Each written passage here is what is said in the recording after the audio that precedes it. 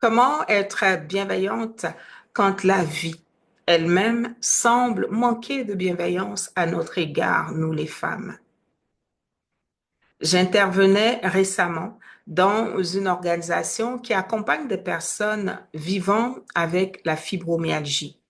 C'est une maladie chronique invisible qui se manifeste par des douleurs qui sont diffusées dans l'ensemble du corps et qui sont accompagnées d'une fatigue profonde.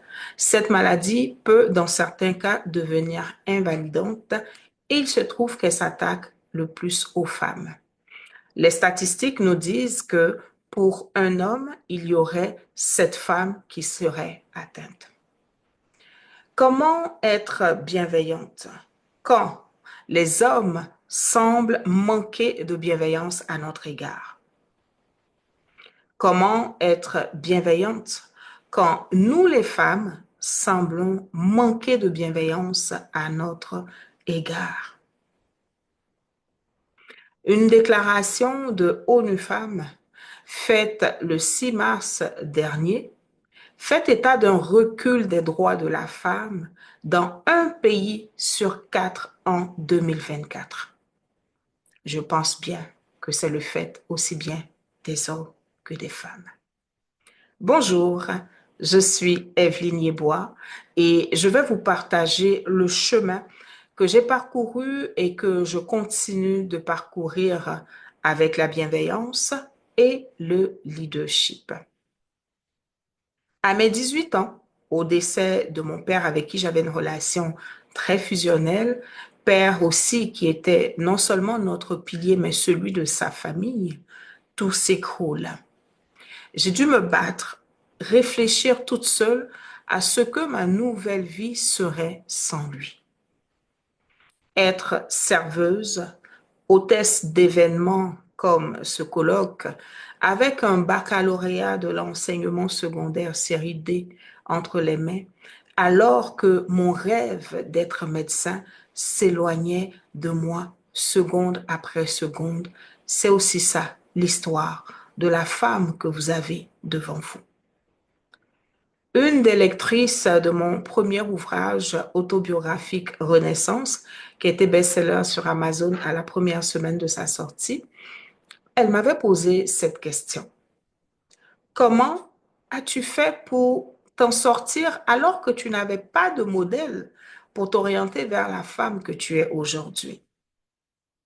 La réponse à cette question, elle va tout simplement mettre la table pour le thème pour lequel j'ai à intervenir aujourd'hui, le leadership féminin, une posture mentale et un levier de transformation pour la société, pour les organisations. Je commence en vous partageant ma perspective quant au développement, à la définition, pardon, du leadership slash leadership féminin. Pour ma part, le leadership, par essence, reste relié intrinsèquement à l'humain et donc n'est pas genré. Il va nous ramener d'abord à qui nous sommes. Et c'est le leadership que nous allons réussir à exercer sur nous. Donc, ce leadership personnel qui nous positionnera dans un leadership transformationnel en direction des autres. Une intervention de Monsieur Guy Anchaud, cofondateur de la Code Business Academy, lors d'un webinaire sur le leadership féminin que j'ai suivi récemment et que je vais paraphraser, allait aussi dans ce sens-là. Inspirer, impacter, influencer, guider, diriger les autres, c'est tout simplement autant de conséquences qui vont advenir de ce que nous travaillons sur notre leadership personnel. Je reste toutefois preneuse des travaux qui vont aider à faire ressortir des caractéristiques communes du leadership féminin en observant des femmes en position de leadership. Je note ici qu'il est vraiment important de remarquer que ces caractéristiques-là qu'on va retrouver chez des femmes leaders, on peut les retrouver chez des hommes et vice-versa. Des femmes peuvent être amenées à développer ou à déployer des caractéristiques mobilisées par les hommes habituellement. En revenant à mon histoire et à la question posée par cette dame-là, comment as-tu fait pour t'en sortir alors que tu n'avais pas de modèle pour t'orienter vers la femme que tu es aujourd'hui? Premier point, la posture mentale. Je n'avais certes pas de modèle et ma réalité ne me prédestinait pas à être la femme que je suis aujourd'hui. Mais il y avait en fait cette voix intérieure qui me faisait aspirer à plus grand. Longtemps, je l'ai refoulée, étouffée, lui présentant mes peurs, mes incapacités, mes doutes. Et cela m'a pris 18 ans pour dire oui à cette voix. Oui, la petite orpheline de père avait le droit de rêver. Elle pouvait penser à avoir un impact, à vivre une vie d'impact, à faire ce qu'elle voulait, à passer de spectatrice de la vie à actrice de sa vie. C'est ce que je vais appeler le shift mental, le déclic.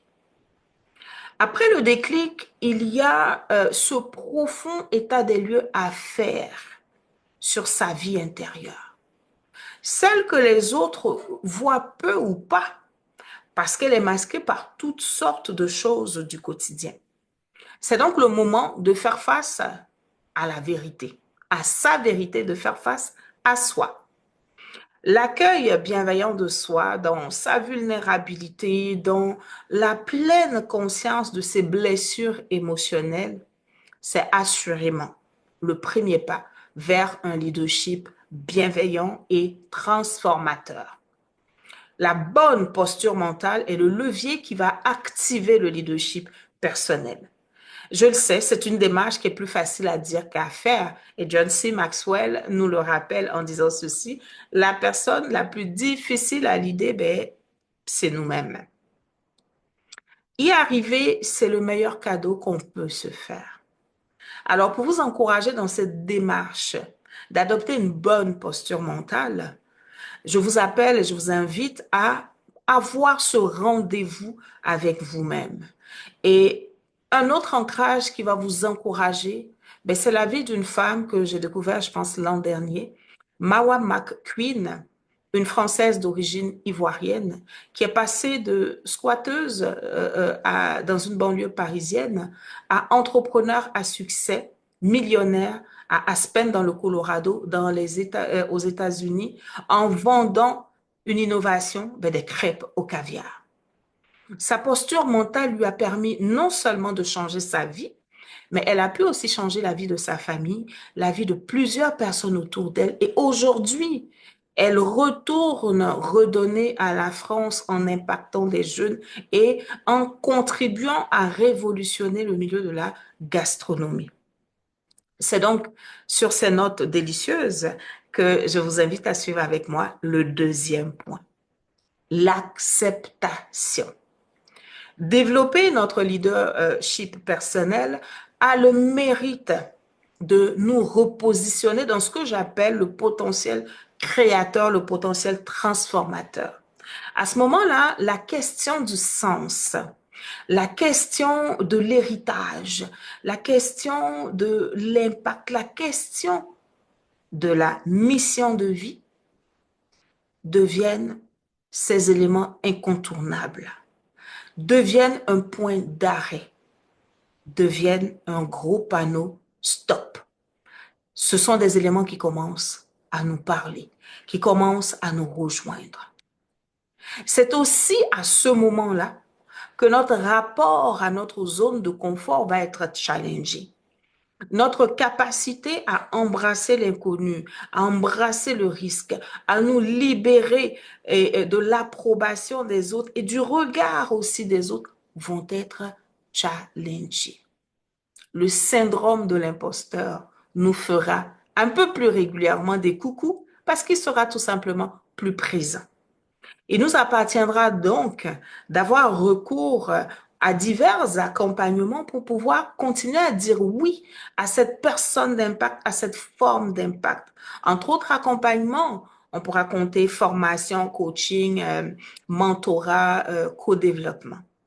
Ce oui-là, il faut réaliser qu'il va à la fois s'appuyer sur le développement des hard skills, mais aussi des soft skills. Et nous glissons vers notre troisième point. L'action, encore l'action. Quel est ce leadership bienveillant qui va nous libérer juste nous et dont les autres ne seront pas bénéficiaires? Mon histoire à moi m'a amené à poser une série d'actions et je continue d'en poser. Je vais vous en partager quelques-unes, certaines que vous avez certainement déjà vues dans la biographie. Donc, mon projet d'immigration de la Côte d'Ivoire vers le Canada avec 2 enfants après le veuvage. Prendre ma place au Canada au travers de plusieurs implications bénévoles autour de l'empowerment féminin, de l'intégration des nouveaux arrivants. Être récipiendaire du prix Waraba Leader du futur 2022 du réseau entrepreneurial des femmes africaines au Canada, je nomme REFA Canada, et être nominé l'an dernier aux Awards féminins organisés par Diversité Québec dans la catégorie socio-communautaire.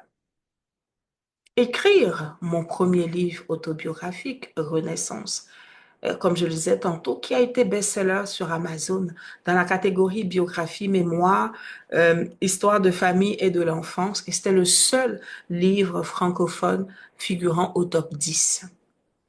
Mettre sur pied une approche signature de coaching que j'ai appelée la relecture de vie sur la base de mon histoire personnelle. Lancer l'initiative Talent Black l'an dernier pour le rayonnement des professionnels de la communauté noire.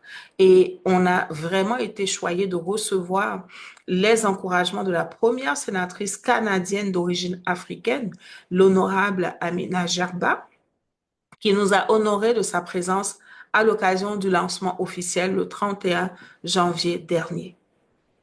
Créer un organisme toujours autour de l'empowerment des femmes, de la diversité ethnoculturelle et faciliter leur intégration socio-professionnelle au Canada.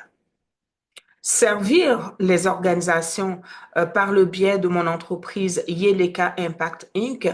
en offrant des formations et des services de coaching professionnel dans le renforcement des capacités en leadership et en soft skills. Donc, voyez, ces quelques actions montrent bien comment le leadership bienveillant que nous nous offrons a des répercussions positives sur les personnes qui nous entourent, sur les organisations qui nous entourent. Et c'est quelque chose qui est accessible, peu importe d'où nous partons dans la vie, peu importe notre niveau académique, peu importe notre situation sociale. Pour terminer, il est vraiment important de réaliser que c'est un travail que nous allons faire sur nous et que ces 3 points-là, nous allons devoir les travailler en permanence, tout simplement parce que nous sommes un chantier en construction continue. Et je vais vous faire cette confidence. Ma participation à ce colloque m'a fait passer moi-même par ces 3 points. J'ai dû ajuster ma posture mentale pour me sentir légitime devant un panel de conférenciers internationaux de si haut calibre.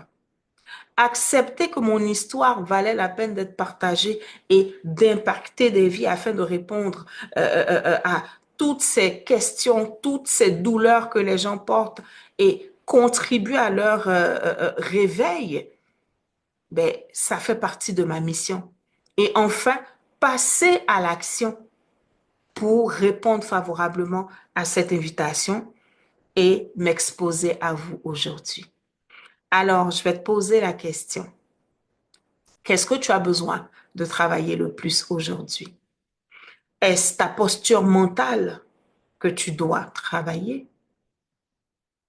Est-ce l'acceptation de cette personne extraordinaire que tu es avec un potentiel insoupçonné que tu vas accepter de libérer pour accomplir ta mission universelle? Est-ce tout simplement le passage à l'action qui te manque et pour lequel tu dois résolument te mettre en marche pour que la société puisse en bénéficier, pour que des vies autour de toi puissent en bénéficier? Je vous laisse avec cette question. Je vous remercie.